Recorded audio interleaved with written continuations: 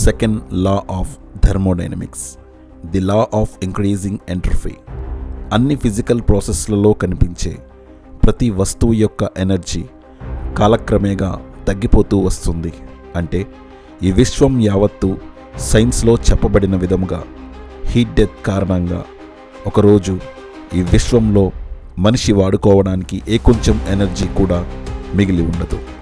ఖచ్చితంగా ఈ విషయాన్ని క్రీస్తుపూర్వం 2000 సంవత్సరముల క్రితం బైబిల్లో పలు చోట్ల, యెషయా గ్రంథం 51వ అధ్యాయం 6వ వచనం, దావీదు కీర్తన 102:26వ చరణం, హెబ్రీ పత్రిక 1వ అధ్యాయం 11లో ఆకాశము భూమి సమస్తము వస్త్రము వలె పాతగిలిపోవును.